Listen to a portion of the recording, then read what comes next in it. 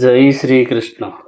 భగవద్గీత సప్తమాధ్యాయం అనగా 7వ అధ్యాయం శ్లోకం 5 నుండి 4 వరకు నిన్నటి వీడియోలో అయిపోయింది. ఇది 5వ శ్లోకం.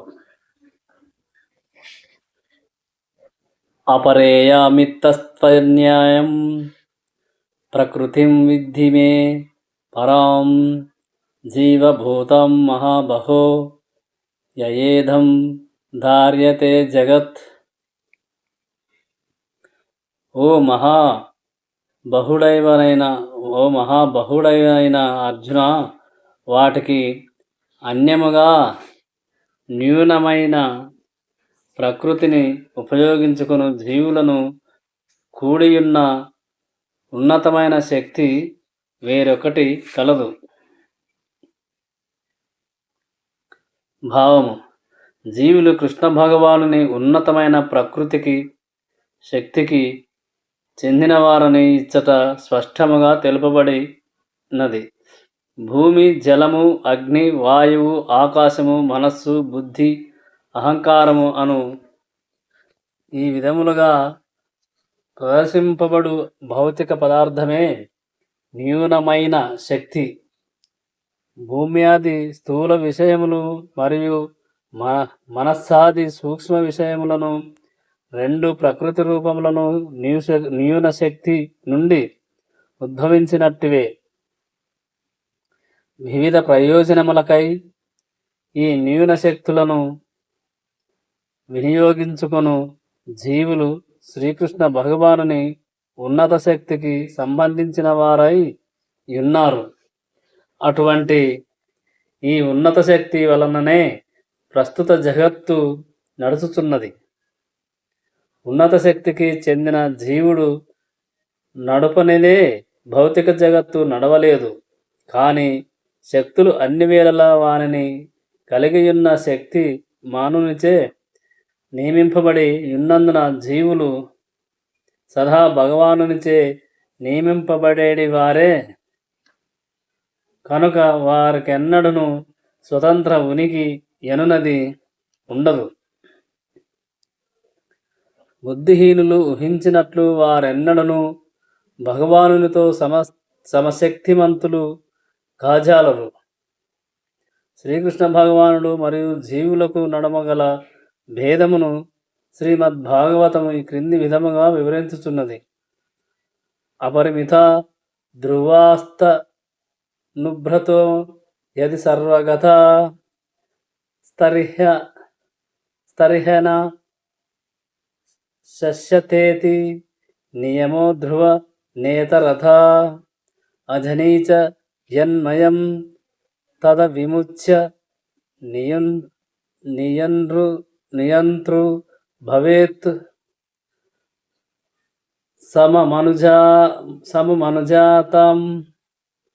సమమనుజానతాం యదమతం మద్దృష్టయా. ఓ దేవదేవా, బద్ధజీవులు నీ వలనే నిత్యులను మరియు సర్వ వ్యాపకులను అయినచో నీ ఆధీనంలోనే వారెన్నడూ ఉండరు.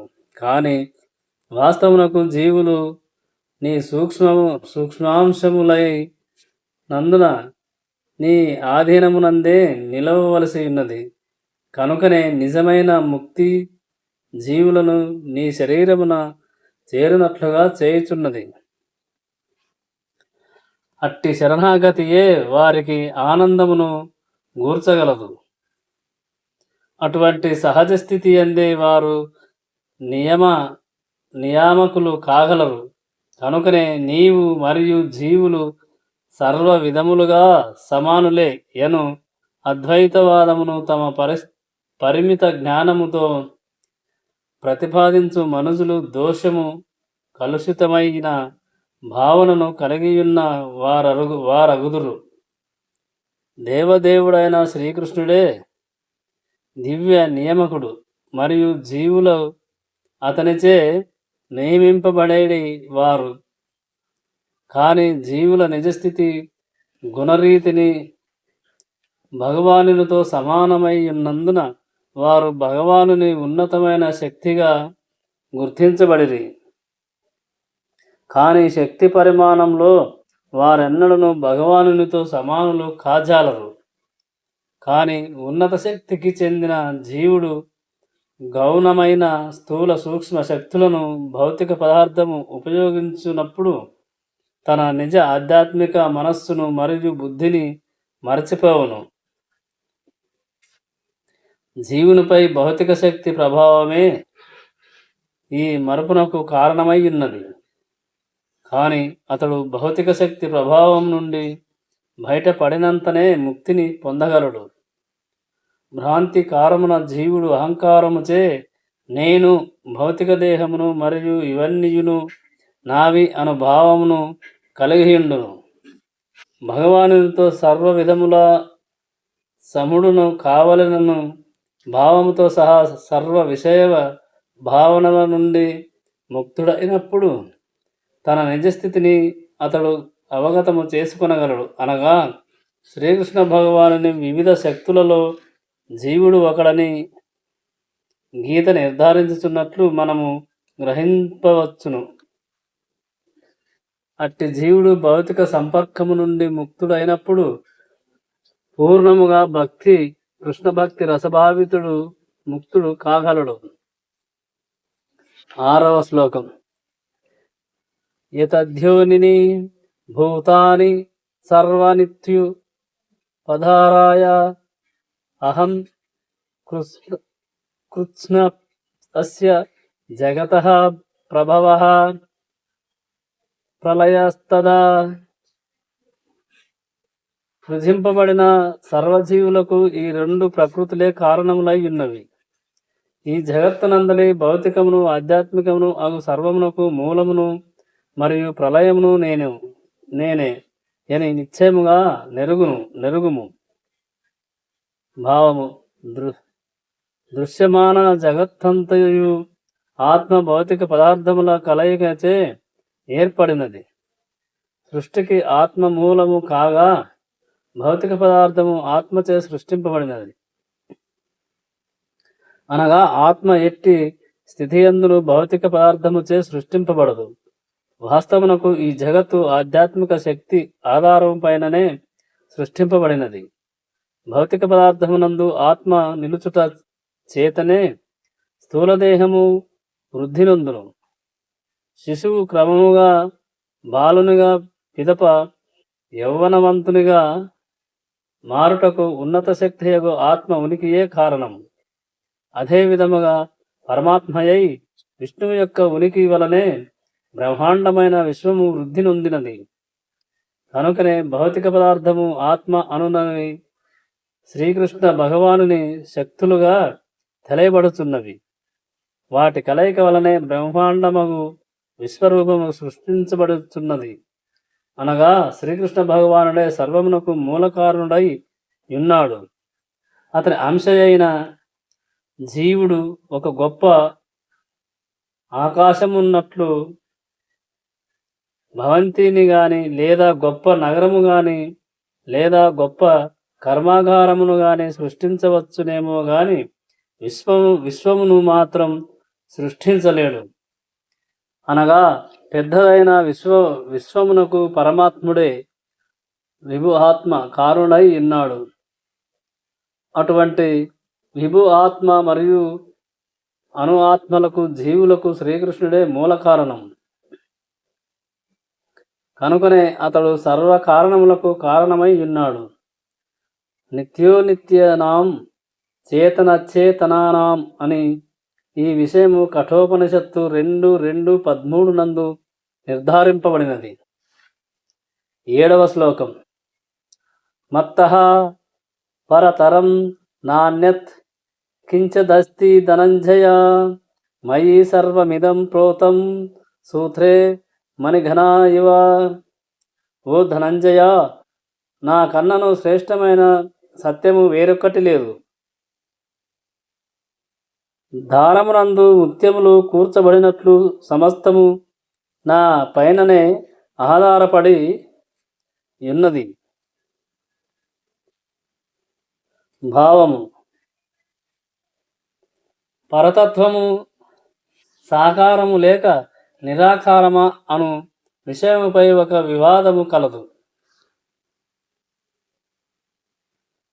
కానీ భగవద్గీతకు సంబంధించినంత వరకు పరతత్వమనగా దేవదేవుడైన శ్రీకృష్ణుడే. ఈ విషయమే భగవద్గీత యందు అడుగడుగునా నిర్ధారింపబడినది. ముఖ్యముగా ఈ శ్లోకంలో పరతత్వము సాకారమని నొక్కి చెప్పబడినది. దేవదేవుడే పరతత్వమనేది విషయమును బ్రహ్మ సంహిత సైతము ధృవీకరించినది. ఈశ్వర పరమ కృష్ణ సచ్చిదానంద విగ్రహ ఆదిదేవుడను ఆనంద నిదానమును గోవిందుడను సచ్చిదానంద విగ్రహుడను అగు శ్రీకృష్ణుడే పరతత్వమై దేవదేవుడు. ఈ ప్రమాణములన్నీయును పరతత్వము సర్వకారణ కారుడైన దివ్య పురుషుడిని నిస్సందేహముగా నిరూపించుతున్నవి. కానీ నిరాకారవాదులు శ్వేతాశ్వ తరోపనిషత్తు 3:10 నందు తెలుపబడిన విషయమును ఆధారము చేసుకొని తమ నిరాకారవాదనను చేయుదురు. తతో యదుత్తరతరం తదరూప మనామయం యా ఏతద్ధి తు రమృతాస్తే భవంత్యదేతరే దుఃఖ మేవాపియంతి. విశ్వపు జోలిజీవి అయిన బ్రహ్మదేవుడు ఈ భౌతిక జగమునందు దేవతలు, మానవులు, జంతువులు కన్నను అత్యంత ఘనుడని తెలియబడుచున్నాడు. కానీ ఆ బ్రహ్మదేవునకు పరముగా భౌతిక రూపరహితము మరియు భౌతిక కల్మషరహితమునైన తత్వము పరమపురుషుడు వేరొకటున్నది. అతనిని తెలుసుకొనగలిగిన వాడు సైతము అతని వలె దివ్యుడు కాగా, అతనిని తెలుసుకొనలేని వారు భౌతిక జగమునందు దుఃఖ భాగులగుదురు. నిరాకారవాది ఈ ఉపనిషద్వాక్యములలోని అరూపం అను పదమునకే ఎక్కువ ప్రాధాన్యత నొసంగుచున్నది. వాస్తవమునకు ఈ అరూపము అను పదము నిరాకారమును సూచించుట లేదు. కేవలము అది బ్రహ్మ సంహితలో వర్ణింపబడిన సచ్చిదానంద సూచించుట లేదు. కేవలము అది బ్రహ్మ సంహితలో వర్ణింపబడిన సచ్చిదానంద దివ్య రూపమునే సూచించుచున్నది. శ్వేతాశ్వ తరోపనిషత్తునందలి 3, 8, 9 ఇతర శ్లోకములు కూడా ఈ విషయమునే నిర్ధారించుతున్నవి. వేదాహమేతం పురుషం మహంతం ఆదిత్యవర్ణం తమసః పరస్తాత్ తమేప విద్యాన తిమృత్యుమేతి నాన్యః పంథా విద్యుత్తేన్యనాయ యస్మత్పరం న పరమస్తి ఇచ్ఛిద్ యస్మాన్వానియో నో ధ్యాయేన్స్తి ఇచ్చిత్ వృక్ష ఇవ స్తబ్ధో దివి తిష్టత్యేక స్థేనేధం పూర్ణం పురుషేణ సర్వం. భౌతిక తామే భావలన్నింటికి పరుడైన దేవుడిని నేను ఎరుగుదును. అతనిని ఎరిగిన వాడే జనన మరణం బంధము నుండి ముక్తుడు కాగలడు. ఆ పురుషుని గూర్చిన ఈ జ్ఞానము కన్నను ముక్తికి వేరొక్క మార్గం లేదు. దివ్య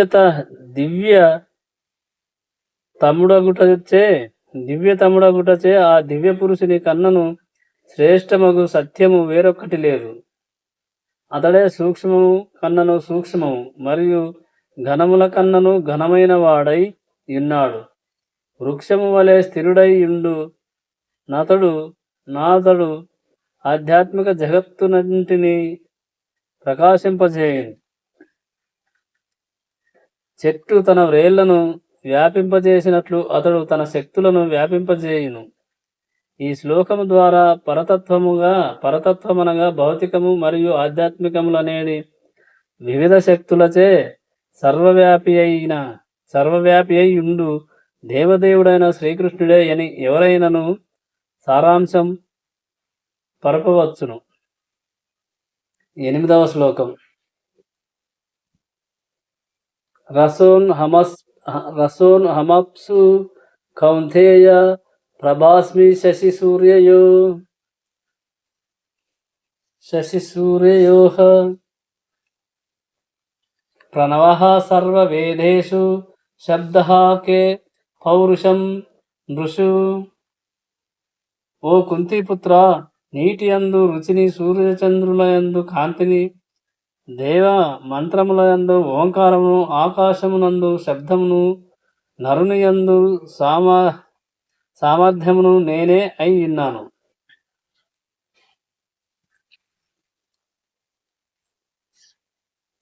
భావము. భౌతికము మరియు ఆధ్యాత్మికములవే అనేది తన వైవిధ్య శక్తులచే శ్రీకృష్ణ భగవానుడు ఏ విధముగా సర్వవ్యాపి అయి ఉన్నాడో ఈ శ్లోకము వివరించుచున్నది. వివిధ శక్తుల ద్వారానే భగవానుడు తొలుత దర్శింపబడి నిరాకార రూపముగా అనుభవమునకు వచ్చును. సూర్యమండలము నందుండేడి సాకారుడైన సూర్యదేవుడు తన సర్వవ్యాప శక్తికి సూర్యకాంతి ద్వారా దర్శనీయుడైనట్లు శ్రీకృష్ణ భగవానుడు తన ధామమునందు నిలిచి ఉన్నను సర్వత్రా వ్యాపించి ఉండేది తన శక్తుల ద్వారా దర్శనీయుడగును. ఉదాహరణకు రుచి ఎనునది నీటి అందలి ప్రధాన విషయము. లవణపూర్ణమై యున్నందున సముద్ర నీటిని త్రాగుటకు ఎవ్వరు ఇచ్చగింపరు. అనగా రుచిని బట్టియే నీటి ఎడ ఎవరైనను ఆకర్షణను కలిగి ఉందరు. అట్టి రుచి శ్రీకృష్ణ భగవానుని శక్తులలో ఒకటై ఉన్నది. నిరాకారవాది అయిన వాడు నీటి రుచి ద్వారా దాని యందు భగవానుని ఉనికిని గాంచగా మనుషుని దాహమును తీర్చుటకు కరుణతో రుచిగల నీటి నొసగుచున్న ఆ భగవానుని సాకారవాది కీర్తించును. భగవానుని దర్శించుటకు ఇదియే మార్గం. వాస్తవమునకు సాకారవాదమునకు మరియు నిరాకారవాదమునకు ఎట్టి విరోధము లేదు. భగవతత్వము నెరిగిన వాడు సాకార భావమును మరియు నిరాకార భావమును అనునవి ఏకకాలమున సమస్తమునందు నెలకొని ఉన్నవని మరియు అతత్వములందు ఎట్టి వ్యతిరేకత లేదనియు తెలిసి ఉండును. కనుకనే శ్రీ చైతన్య మహాప్రభు ఏకకాలమున ఏకతత్వము మరియు భిన్నత్వములను తెలిపేది ఆ చింత్య భేద తత్వము అనేది తమ ఉత్తమ సిద్ధాంతమును స్థాపించిరి. సూర్యచంద్రుల కాంతి సైతము శ్రీకృష్ణ భగవాను నిరాకార తేజమై బ్రహ్మజ్యోతి నుండియే వెలువడునటువంటిది. అలాగుననే సర్వ వేదమంత్రముల అధిపతి అయిన ప్రణవము లేదా ఓంకారము దేవదేవునే సంబోధించును. నిరాకారవాదులు శ్రీకృష్ణ భగవానుని అతని అసంఖ్యాక నామముల ద్వారా సంబోధించుటకు వేరగు చెందియుండుటచే దివ్యమగు ఓంకారమును పలుకుటయందు మక్కువను చూపుదురు. కానీ ఓంకారము శ్రీకృష్ణుని శబ్ద ప్రతినిధ్యమే అని వారు ఎరుగజాలరు. వాస్తవమునకు కృష్ణ భక్తి రసభావనపు పరిధి సర్వత్రా వ్యాపించి ఉన్నది. దాన్ని నెరిగిన వాడు ధన్యుడు కాగలడు. అనగా కృష్ణుని గూర్చి తెలియని వారు మాయలో నున్నట్టివారే కనుక కృష్ణ పరజ్ఞానము ముక్తికై ఉండగా కృష్ణుని గూర్చి తెలియకుండుట బంధమై ఉన్నది. 9వ శ్లోకం. పుణ్యోగంతః పృథివ్యాం చ తేజశ్చాస్మి విభావసౌ జీవనం సర్వభూతేషు తపశ్చాస్మి తపస్విషు. భూమి యొక్క అధ్యమైన సుగంధమును, అగ్ని యందు ఉష్ణమును, జీవుల యందలి ప్రాణమును, తపస్సుల యందలి తపస్సు నేనై ఉన్నాను. భావము. పుణ్యము అనగా శిథిలము కాకుండా ఉండునదని భావము. అట్టి పుణ్యము అధ్యమైనటిది. పుష్పము, భూమి, జలము, అగ్ని, వాయువు మొదలైన వానికి ఒక ప్రత్యేకమైన వాసన ఉన్నట్లే జగమునందు ప్రతి ఒక్కటికి ఒక ప్రత్యేకమైన వాసనను, గంధమును కలిగి ఉండును. అధ్యమై సర్వత్రా వ్యాపించి ఉండి కలుషితముగానటువంటి పరిమళము శ్రీకృష్ణుడే అయి ఉన్నాడు. వాసన రీతిగానే ప్రతిదీ ఒక సహజ రుచిని కలిగి ఉండును. కానీ ఆ రుచి రసాయన మిశ్రమముచే మార్పు చెందగలదు. అనగా ఆద్యమైన ప్రతిదియు ఒక వాసనను, సుగంధమును, రుచిని కలిగి ఉండును. ఇక విభావసౌ అనగా అగ్ని అని భావము. ఆ అగ్ని లేనిదే కర్మాగారములను నడుపుట వంటివి, చేయుట వంటి కార్యములు ఏవియును మనము చేయజాలము. అట్టి అగ్ని మరియు అగ్ని యందలి ఉష్ణము శ్రీకృష్ణుడే. ఆయుర్వేదం ప్రకారం ఉదరములో జఠరాగ్ని మందగించుటయే అజీర్తికి కారణం. అనగా ఆహారము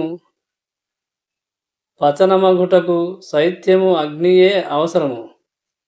ఈ విధముగా భూమి, జలము, అగ్ని, వాయువు, సర్వ చైతన్య పదార్థములు, రసాయనముల మరియు మూలకముల శ్రీకృష్ణుని వలనే కలుగుతున్నవి.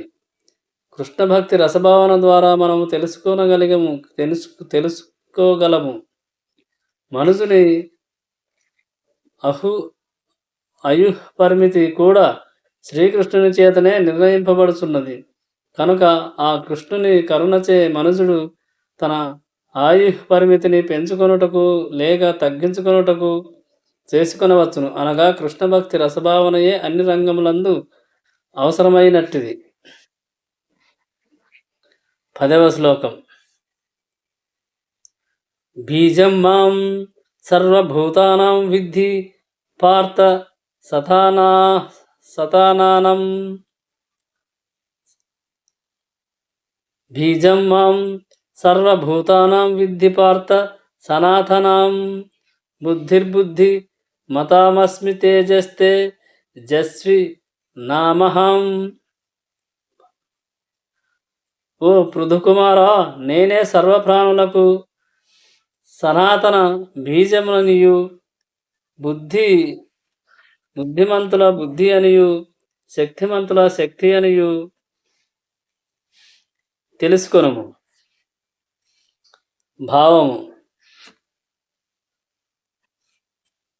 బీజమనగా విత్తనము. స్థావర జంగమాది సమస్త జీవులకు శ్రీకృష్ణుడే బీజమై ఉన్నాడు. పక్షులు, జంతువులు, మనుషులు, పలు ఇతర జీవులకు జంగములు కాగా, వృక్షాదులు స్థావరములు కదలలేక కేవలము స్థిరముగా నిలిచియుండును. ప్రతి జీవియు 84 లక్షల జీవరాశులలో ఏది ఒక రకమునకు చెందినవాడు.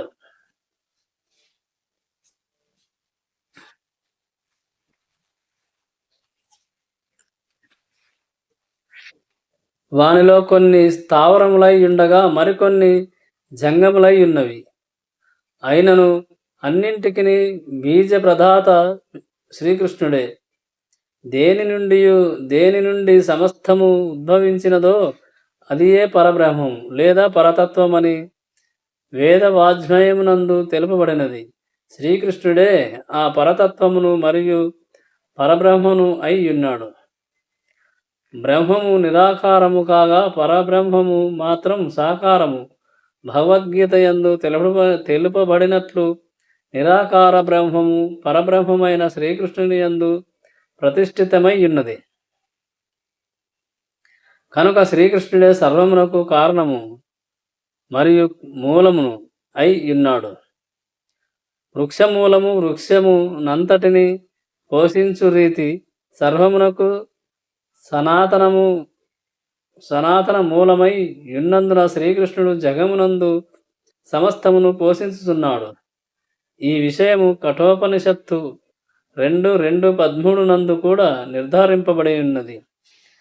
నిత్యో నిత్యానాం చేతన్ చేతనానాం ఏకో బహునాం యో విదధాతి కామన్. నిత్యులైన వారిలో ప్రధానమైన వాడు అతడే, సమస్త జీవులలో దివ్యుడు అతడే, అతడు అక్కడే సర్వులను పోషించువాడై ఉన్నాడు. వాస్తవమునకు బుద్ధిని ఉపయోగింపక ఎవ్వరును ఏ కార్యమును చేయలేరు. అట్టి బుద్ధికి సైతము కారణము తనైనని శ్రీకృష్ణ భగవానుడు పలుకుచున్నాడు. కనుకనే మనుషుడు బుద్ధిమంతుడు కానిదే దేవదేవుడైన శ్రీకృష్ణుని అవగాహన చేసుకొనజాలరు. 11వ శ్లోకం.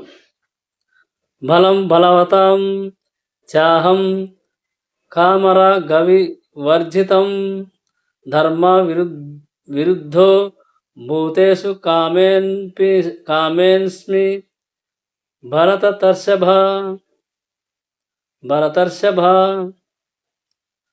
ఓ భరతవంశ శ్రేష్ఠుడా, బలవంతులలోని కామరాగరహితమైన బలమును మరియు ధర్మనియమములకు విరుద్ధము కానటువంటి సంభోగమును నేనే అయ్యున్నాను. బలవంతుడైన వాని బలము ఎల్లప్పుడూ బలహీనులను రక్షించుటకే వినియోగపడవలెను, కానీ స్వలాభము కొరకు కాదు. అదే విధముగా ధర్మానుసారముగా నుండేడి మైదున సుఖము కేవలము సంతాన ప్రాప్తికే గాని అన్యమునకు కాదు. అటు పిమ్మట సంతానమును కృష్ణభక్తి భావన యుతులుగా చేయుట తల్లిదండ్రుల బాధ్యత అయి ఉన్నది. 12వ శ్లోకం. ఏ చైవ సాత్విక భావరాజసస్తమసశ్చయే మత్త ఏవేతి తాన్విద్ధిన త్వహం శేషుతే మయీ. సత్వగుణమును గాని రజోగుణమును గాని లేదా తమో గుణమును గాని సంబంధించిన జీవుల భావములన్నీ నా శక్తి నుండే ఉద్భవించినవి. నీవు తెలుసుకొనుము.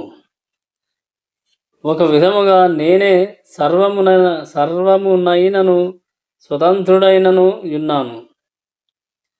ప్రకృతి త్రిగుణములు నా యందునున్నను నేను వాటికి లోబడి యుండను. భావము. జగమునందలి సమస్త కర్మలు ప్రకృతి జన్య త్రిగుణముల చేతనే నిర్వహింపబడుచున్నవి.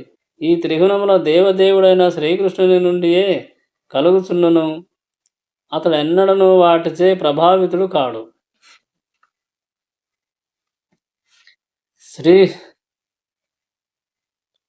ఉదాహరణకు రాజ్యాంగము నియమములచే ఎవరైనను శిక్షింపబడవచ్చునేమో కానీ ఆ రాజ్యాంగమును తయారు చేసిన రాజు మాత్రం రాజ్యాంగ నియమములకు అతీతుడై ఉండును.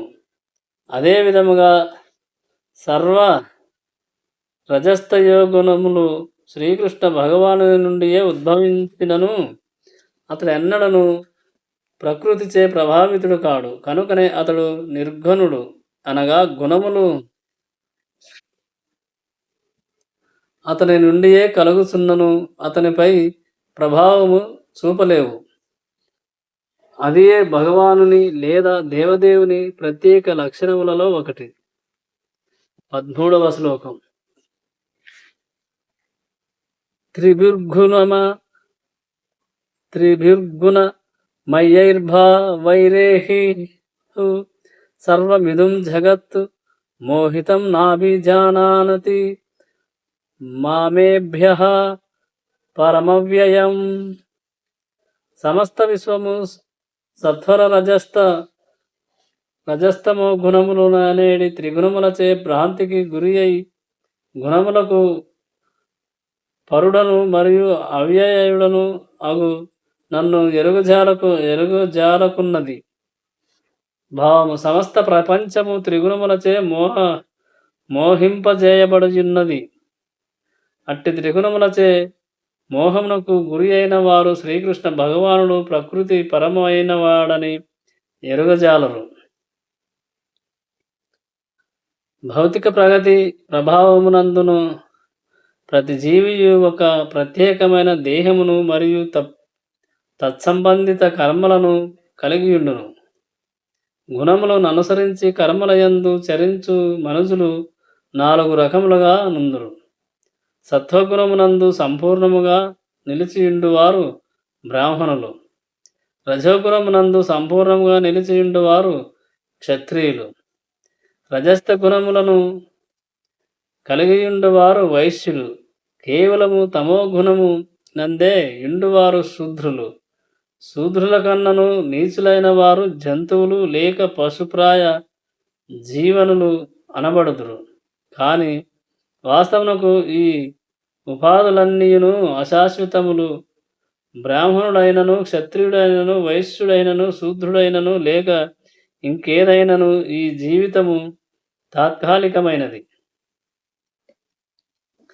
ఈ జీవితము తాత్కాలికమైనను దీని పిదప మనకు ఏ జన్మ లభించునో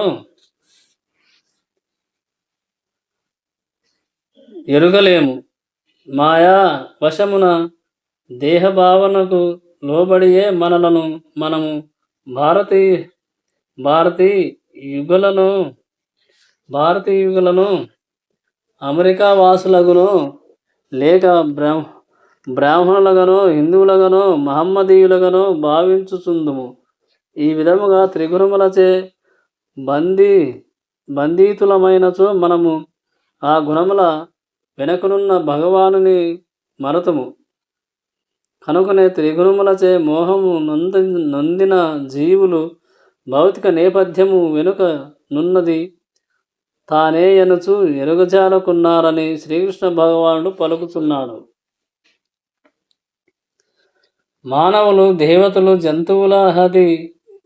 జంతువులాది గాగల అనేక రకముల జీవులు ప్రకృతి ప్రభావము చేతనే నిర్గుణుడైన శ్రీకృష్ణ భగవానుని మరచియున్నారు. రజస్థ గుణముల ఎందున్నవారే గాక సత్వగుణమునందున్నవారు కూడా పరతత్వము యొక్క నిరాకార బ్రహ్మభావమును దాటి ముందుకు పోజాలరు. సౌందర్యము, ఐశ్వర్యము, జ్ఞానము, బలము, యశస్సు, వైరాగ్యములు సమగ్రముగా నున్న శ్రీకృష్ణ భగవానుని దివ్య రూపముచే వారు భ్రాంతి నొందుదురు. శ్రీకృష్ణ భగవానుని అవగతము చేసుకొనుట సత్వగుణమునందున్న వారికే సాధ్యము కాదన్నచో రజస్థ గుణము నందున్న వారికి ఏమి ఆశ మిగిలి ఉండగలదు. కానీ కృష్ణ భక్తి రసభావనము ఈ త్రిగుణములకు పరమైనట్టిది. కానీ దాని యందు ప్రతిష్ఠితులైనట్టి వారు నిజముగా ముక్త పురుషులు.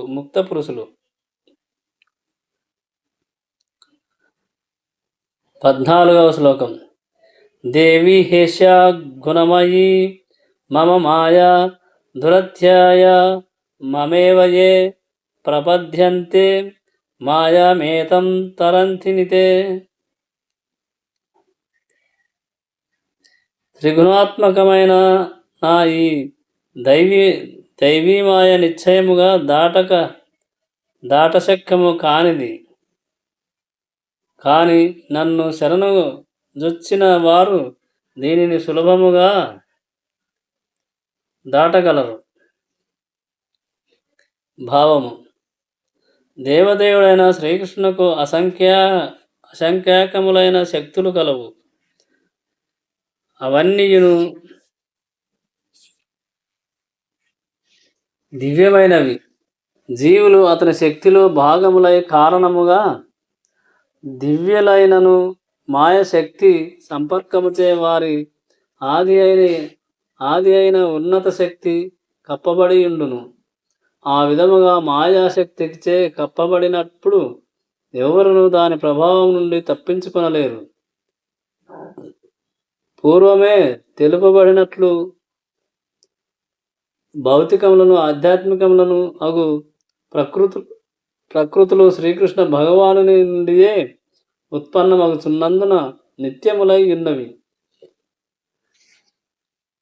జీవులు భగవానుని నిత్యమైన ఉన్నత ప్రకృతికి చెందినవారు. కానీ గౌణ ప్రకృతి సంస్కారము వలన భౌతిక పదార్థ సంపర్కము వారి మోహము సైతము నిత్యమగుచున్నది. కనుకనే బద్ధజీవుడు నిత్యబద్ధుడు కాని అని పిలువబడుచున్నాడు. ఏ సమయమున అతడు బద్ధుడైనడన్న చరిత్రను కనుగొనుట ఎవ్వరికీ సాధ్యము కాదు. కనుకనే భౌతిక ప్రకృతి గౌణశక్తి అయినను ప్రకృతి బంధము నుండి జీవుని ముక్తి అత్యంత కఠినమై ఉన్నది. జీవుడు అతిక్రమింపలేనటువంటి భగవత్ సంకల్పము చేతనే భౌతిక ప్రకృతియు నడుచుటయే అందులకు కారణము. భౌతిక ప్రకృతి గౌణమైనను శ్రీకృష్ణ భగవానునితో సంబంధమును కలిగి అతని సంకల్పము చేతనే నడుచుచున్నందున దివ్య ప్రకృతిగా ఇచ్చట వర్ణింపబడినది. గౌణమైనను భగవత్ సంకల్పముచే నడపబడుచున్న భౌతిక ప్రకృతి విశ్వము యొక్క సృష్టి లయములందు అద్భుతముగా పనిచేయును. మాయంతు ప్రకృతిం విద్యాన్మాయనం తు మహేశ్వరం శ్వేతత్వ సర్వోపనిషత్తు 4:10. మాయా అసత్యము లేదా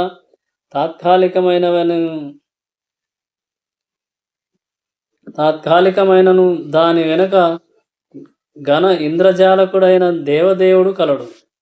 అతడే మహేశ్వరుడు మరియు దివ్య నియామకుడు అని వేదములు సైతము ఈ విషయమును నిర్ధారించుతున్నవి. గుణము అను దానికి వేరొక అర్థం త్రాడు, అనగా బద్ధజీవుడు మోహమునేడి త్రాళ్లతో గట్టిగా బంధింపబడి ఉన్నాడు. అవగతము చేసుకొనవలెను. చేతులు కాళ్ళు బంధింపబడిన వ్యక్తి తనను తాను బంధ విముక్తుని గావించుకొనలేడు. బంధరహితుడైన వాడే అతనికి సహాయము చేయవలసి ఉండును. బంధింపబడి ఉన్నవాడు బంధింపబడని వాడినిచే సహాయము నొందలేడు. కనుక రక్షించువాడు ముక్తుడై ఉండవలెను. కనుక కేవలము శ్రీకృష్ణ భగవానుడు లేదా అతని ప్రతినిధి అయిన ఆధ్యాత్మిక గురువు మాత్రమే బద్ధజీవునికి బంధం నుండి విముక్తిని గూర్చగలడు. అట్టి ఉన్నతమైన సహాయము లేనిదే ఎవ్వరును ప్రకృతి బంధము నుండి విడివడలేరు. అనగా కృష్ణ భక్తి రసభావమును భక్తియోగం మనుషులకు బంధం నుండి విముక్తిని పొందుటకు తోడ్పడగలదు. శ్రీకృష్ణ భగవానుడు మాయకు ప్రభువైనందున జీవుని ముక్తుని చేయమని దాటశక్యము గాని ఆ మాయను ఆదేశించును. సహజముగా తన సంతానమైన జీవునిపై గల పితృవాత్సల్యము మరియు శరణాగతుడైన జీవుని ఎడ గల నిర్హేతుక కరుణయే భగవానుడు అట్టి విడుదలను ఆదేశించుటకు కారణమై ఉన్నది. కనుక శ్రీకృష్ణ భగవానుని చరణాకమలములకు శరణము నొందుటయే అతి కఠినమైన ప్రకృతి బంధముల నుండి ముక్తిని పొందుటకు ఏకకై మార్గముయున్నది, ఏకైక మార్గమయున్నది. మమేవ అను పదమునకు సైతము విశేష ప్రాధాన్యత కలదు. ఇచ్చట మాం అనగా కృష్ణుడే, విష్ణువు అని భావము, కానీ బ్రహ్మ లేదా శివుడని భావము కాదు. బ్రహ్మ రుద్రాదులు ఉన్నతులు మరియు దాదాపు విష్ణు స్థాయికి చెందిన వారైనను మాయాబంధము నుండి జీవునికి ముక్తిని మాత్రము కలిగించలేరు. అట్టి రజస్తమో గుణ అవతారములకు అది సాధ్యము కాదు. వేరు మాటలలో బ్రహ్మ రుద్రులు సైతము మాయా ప్రభావమునకు లోబడి ఇండువారే. కేవలం విష్ణువే మాయకు ప్రభువు కావున అతడే బద్ధజీవుని బంధము నుండి విడిపింపగలడు. శ్రీకృష్ణుని అవగాహన చేసుకొనుట ద్వారానే ముక్తి లభింపగలదు. తమేవ విదిత్వా అని శ్వేతస్వ తరోపనిషత్తు 3:8 సైతము దీనిని నిర్ధారించుతున్నది. ముక్తి కేవలము విష్ణు కరుణ చేతనే లభించునని శివుడు సైతము ధృవీకరించెను. ముక్తి ప్రదాత సర్వేషాం విష్ణురేవన సంశయ. సర్వులకు ముక్తి ప్రదాత విష్ణువే ఎనుటలో ఎట్టి సందేహము లేదు అని పరమశివుడు పలికెను. 15వ శ్లోకం. నమాం దుష్కృతినో మూఢాః ప్రపద్యంతే నరాదామః మాయాయ పహృతజ్ఞనా అసురం భావమాశ్రితః.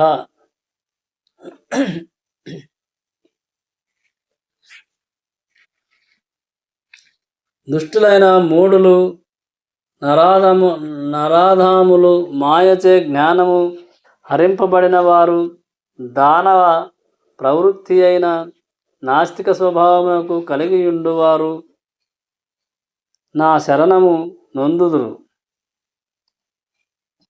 భావము. దేవదేవుడైన శ్రీకృష్ణుని చరణ కమలములకు కేవలము శరణము నొందుట ద్వారా మనుషుడు అతి కఠినమైన ప్రకృతి నియమములను దాటగలడని భగవద్గీత యందు తెలుపబడినది. అట్టి ఎడ విద్యావంతులైన తాత్వికులు, శాస్త్రజ్ఞులు, వ్యాపారస్తులు, పాలకులు, సామాన్య జనులు, నేతలు పలువురు ఎందులకు సర్వశక్తి సంపన్నుడైన శ్రీకృష్ణ భగవాను చరణ కమలములకు శరణు జొచ్చురనేడి ప్రశ్న ఇచ్చట ఉదయించును. మానవులకు మార్గదర్శకులైన వారు పలు రీతులలో గొప్ప ప్రణాళికలు మరియు పట్టుదలలతో ముక్తిని, ప్రకృతి నియమముల నుండి విడుదల బయటబడయుటకై పలు సంవత్సరములు లేదా జన్మలు ఎత్తింతురు. కానీ దేవదేవుడైన శ్రీకృష్ణుని చరణ కమలములకు కేవలము శరణము నొందుట ద్వారా ముక్తి సాధ్యమవుతున్నప్పుడు మేధావులను మరియు కష్టించువారును అగు నాయకులు ఎందులకై ఈ సులభ విధానమును ఎన్నుకొనుట లేదు?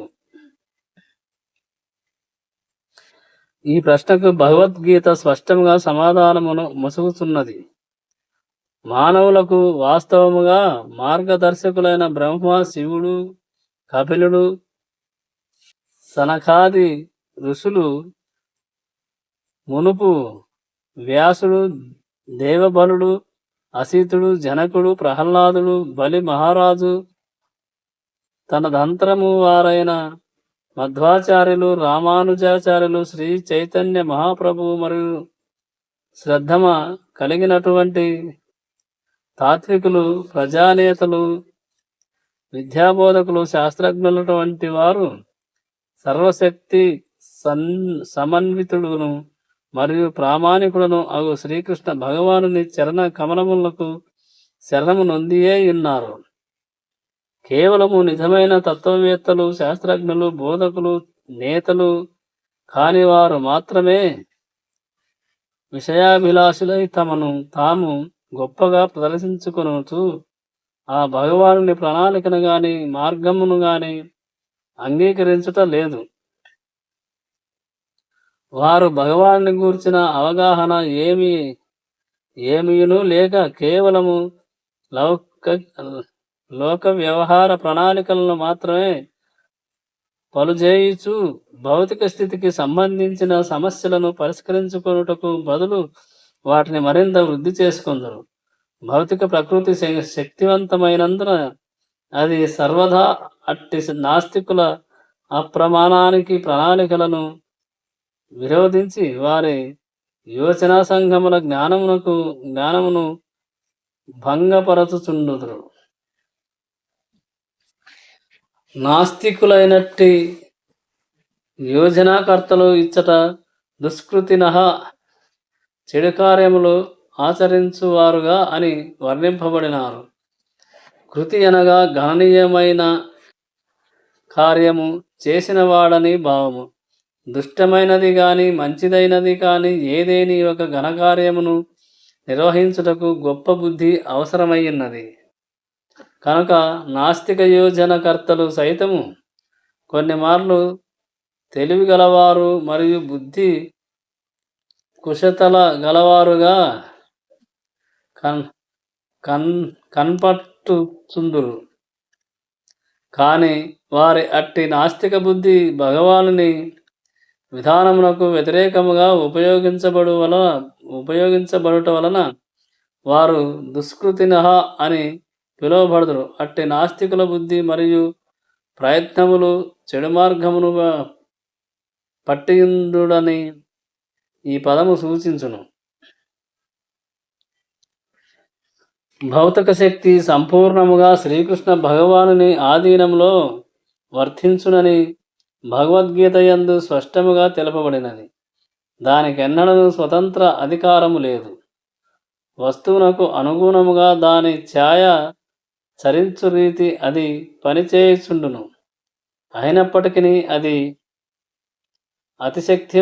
అతిశక్తివంతమై ఉండును.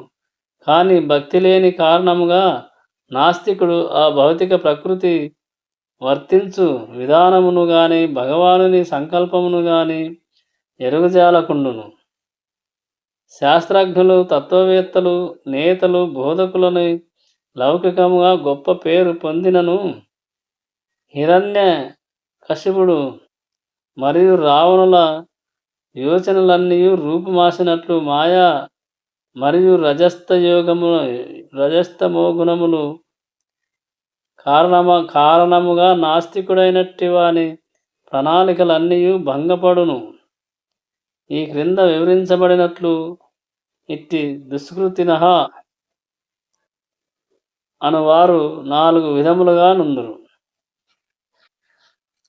1.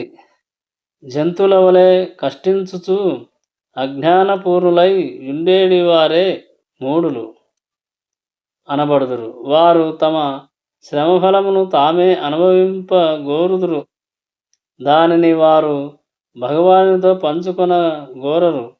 అతి కష్టకార్యములను చేయు జంతువునకు ఉదాహరణము గార్ధబము.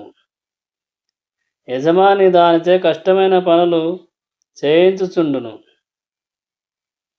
అది యజమానిని చెప్పినట్లు రేయింబవళ్ళు పనిచేయును. వాస్తవమునకు తాను ఎవరి కొరకు పని చేయుచున్నదో తెలియకుండును. మూర్ఖమైన ఆ గార్ధబం గడ్డితో కడుపు నింపుకొనుట యజమాని వచ్చి కొట్టునేమో నన్న భయముతో నిద్రించుట ఆడుగాడిదతో తన్నులు తినుచున్నను కామదాహము తీర్చుకొనుటకు యత్నించుటయందే నిమగ్నమై ఉండి కొన్ని మార్లు ఇతరులకు శబ్దభంగకరములగునట్లు గీతములు ఆలపించుచుండును. వాస్తవమునకు తానెవరి కొరకు పనిచేయవలెనో ఎరుగలేనటువంటి కామ్యకర్మతుని పరిస్థితియు ఇట్టిదియే.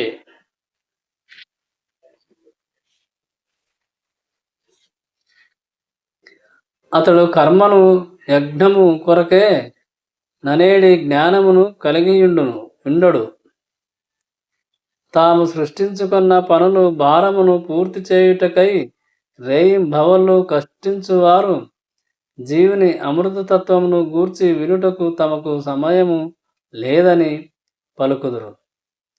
అట్టి మూడులకు నశ్వరములైన విషయలాభములే జీవిత సర్వస్వము.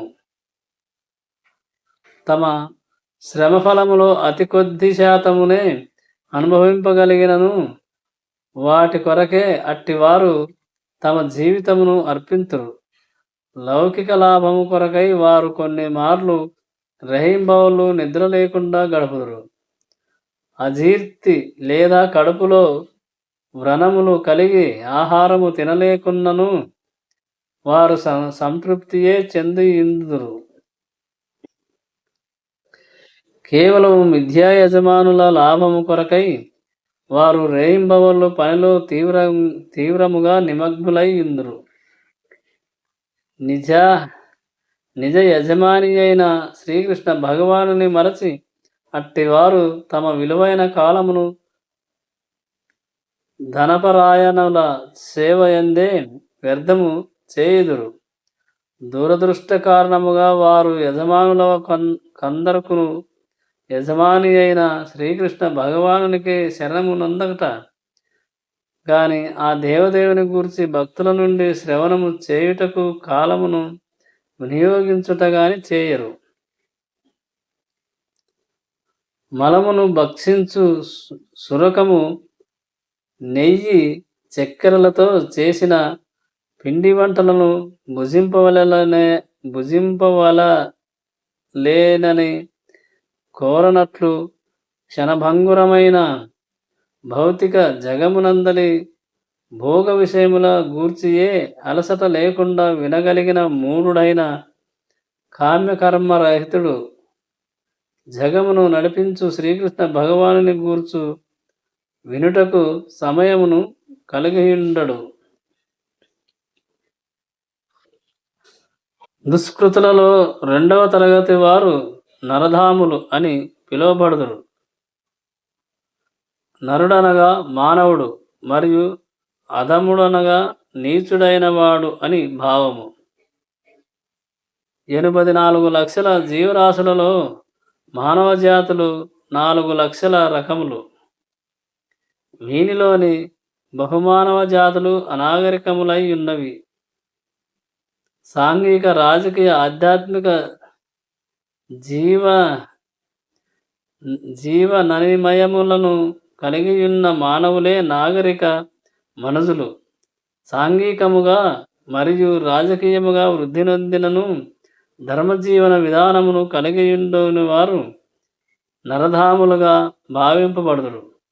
ధర్మ నియమముల పాలనము యొక్క ఉద్దేశము పరతత్వమును గూర్చియు ఆ భగవానునితో మనుషుడు గల సంబంధమును గూర్చియు తెలియజేయుటే కనుక భగవద్రహితమైన ధర్మము ఎన్నడను ధర్మము కానేరదు. తన కన్నను అధికుడెవ్వడును లేడనియు మరియు తానే పరమసత్యమనియు శ్రీకృష్ణుడు భగవద్గీత యందు తెలిపియున్నాడు. అట్టి సర్వశక్తిమంతుడును మరియు పరమసత్యమును అగు శ్రీకృష్ణునితో గల నిత్య సంబంధమును పునరుద్ధరించుటపై నాగరిక మానవ జన్మ ఉద్దేశింపబడి ఉన్నది. ఈ చక్కని అవకాశమును వృధాపరచుకొనిన వారు నరాధామునిగా వర్గీకరింపబడినాడు. శివుడు గర్భమునందున్నప్పుడు అత్యంత అసౌకర్యముగా నుండేడి పరిస్థితి ముక్తికై మురళిడి బయటపడినంతనే అతని నొక్కనినే అర్పించునని భగవానుని ప్రార్థించునని శాస్త్రముల ద్వారా మనకు సమాచారము లభించుతున్నది. జీవుడు శ్రీకృష్ణ భగవానునితో నిత్య సంబంధమును కలిగి ఉన్నందున కష్టము ప్రాప్తించినప్పుడు ఆ విధముగా పరపురుషుని ప్రార్థించుట సహజ విషయమే. కానీ గర్భం నుండి బయటపడినంతనే తన జన్మ దుఃఖములను మరియు తనను రక్షించు వానిని సైతము శిశువు మాయా ప్రభావమున మరచిపోవును. కనుకనే నిద్రాణమై యున్న భగవత్ చైతన్యమును పిల్లల యందు జాగృతము చేయుట వారి పోషకుల బాధ్యతయ్యున్నది.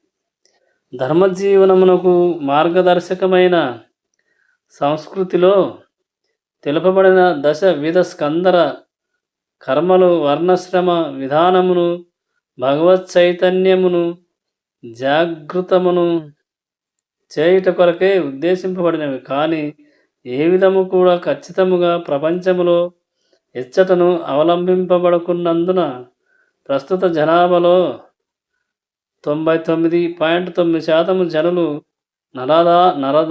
నరాధాములై యున్నారు. జనాభా సర్వము నరాధాములైనప్పుడు సహజముగా వారి నామమాత్ర విద్యాజ్ఞానములు సర్వశక్తివంతమైన ప్రకృతిచే శూన్యము కావించబడును. భగవద్గీత ప్రమాణము ప్రకారం బ్రాహ్మణుని, శునకమును, గోవును, ఏనుగును, చండాలుని సమముగా వీక్షించువాడే పండితుడు. అదియే నిజమైన భక్తుని దృష్టి అయి యుండును. దివ్య గురు అవతారమైన శ్రీ నిత్యానంద ప్రభు నరధాములైన జగాయి మదాయిలనేడి ఇరువురిని ఉద్ధరించి ఏ విధముగా నిజమైన భక్తుడు నరాధాములపై కరుణను వర్షించునో ప్రదర్శించను. అనగా దేవదేవునిచే నిరసింపబడిన నరాధాముడు కేవలము భక్తుని కరుణ చేతనే తిరిగి తన ఆధ్యాత్మిక చైతన్యమును పునరుద్ధరించు కొనగలడు. శ్రీ చైతన్య మహాప్రభు భగవత ధర్మమును భక్తుల కార్యముల ప్రచారము చేయుచు జనులు తప్పక శ్రీకృష్ణ భగవానుని కథను శ్రవణము చేయవలనని ఉద్దేశించిరి. ఆ ఉపదేశ సారమే ఈ భగవద్గీత. నమ్రత పూర్వకమైన ఈ శ్రవణ విధానము ద్వారానే నరాధాములు ఉద్ధరింపబడుదురు. కానీ దురదృష్టవశాత్తు వారు ఈ సందేశమును శ్రవణము చేయుటకు నిరాకరింతురు. ఇక ఆ దేవదేవుడికి శరణము నొందుటను గూర్చి పలుకునదేమున్నది అనగా, నరాధాములైన వారు మానవ జీవితపు ముఖ్య ధర్మమును సంపూర్ణముగా ఉపేక్ష చేయుదురు. దుష్కృతులలో తరువాతి తరగతి వారు మాయా పహృతజ్ఞములు అనగా మాయాశక్తి ప్రభావం చేత జ్ఞానము అపహరించబడిన వారని భావము. వారు సాధారణముగా గొప్ప తత్వవేత్తలుగా, కవులుగా, విద్యావంతులుగా, శాస్త్రజ్ఞులుగా పేరు నందిన వారైనను మాయచే తప్పుదారి పట్టిన వారై ఇందురు. తత్కారణముగా వారు శ్రీకృష్ణ భగవానుని ఎడ ఆ విధములై ఇందురు. ప్రస్తుత పరిస్థితులలో ఈ మాయా ప్రహృతజ్ఞానుల సంఖ్య అధికముగానున్నది. గీత జ్ఞాన పండితుల యందును ఇట్టివారు పెక్కులు కలరు. గీతయందు శ్రీకృష్ణుడే దేవదేవుడని సరళమును మరియు స్పష్టమును అగు భాషలో తెలుపబడినది. అతనికి సములు గాని అధికులు గాని లేరు. మానవులకు అతి ప్రీత అయిన బ్రహ్మదేవుని జనకునిగా అతడు పేర్కొనబడినాడు. నిజమునకు అతడు బ్రహ్మదేవునికే గాక సమస్త జీవులకు తండ్రి అని చెప్పగలిగిన వాడు. నిరాకార బ్రహ్మమునకు మరియు పరమాత్మనకు అతడే మూలమై ఉన్నాడు.